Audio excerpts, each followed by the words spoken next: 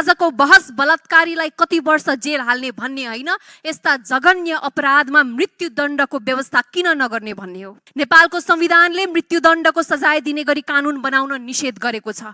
हामीलाई बारम्बार ICCPR को सेकेन्ड अप्सनल प्रोटोकल देखाइन्छ, तर म सोध्न चाहन्छु, एउटै नेपाली छोरीको जीवन भन्दा ठुलो कुनै संविधानको धारा वा कुनै प्रोटोकल हुन सक्दैन।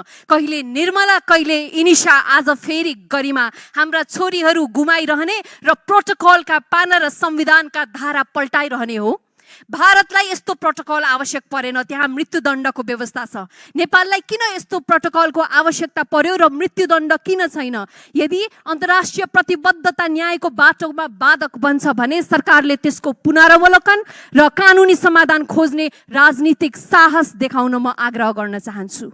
आज फेरि नाबालकको नाममा अधिकारकर्मीहरू अपराधीको मानव अधिकारको कुरा गर्दैछन्, तर म आज यो सदनबाट एउटा गम्भीर प्रश्न गर्न चाहन्छु, जसको जीवन नै खोसियो उसको मानव अधिकार चाहिँ के भयो? बलात्कार पछि हत्या गरिएकी ती 3 वर्षकी बालिकाको बाँच्न अपाउने अधिकार कहाँ गयो? उनी संसार चिन्दै थिइन्, जीवन चिन्न थाल्दै थिइन्, सम्बन्ध चिन्न थाल्दै थिइन्, आमा भन्न सकेको पनि थिएनन् होला, तर एउटा अपराधीले उनको जीवनको सम्भावना नै समाप्त गरिदियो। त्यसैले आज हाम्रो बहस अपराधीलाई कति वर्ष जेल हाल्ने भन्नेमा होइन, हाम्रो बहस यस्ता जघन्य अपराध रोक्न राज्यको दण्ड प्रणाली पर्याप्त छ कि छैन भन्ने विषयमा केन्द्रित हुनुपर्छ। बलात्कार जस्तो जघन्य घटनाको व्यक्तिको शरीर, गरिमा, स्वतन्त्रता र जीवनमाथिको गम्भीर आक्रमण हो। अन्य फौजदारी कसुरमा नैतिक पतनको व्यवस्था छ सभामुख महोदय भने बलात्कारमा किन छैन?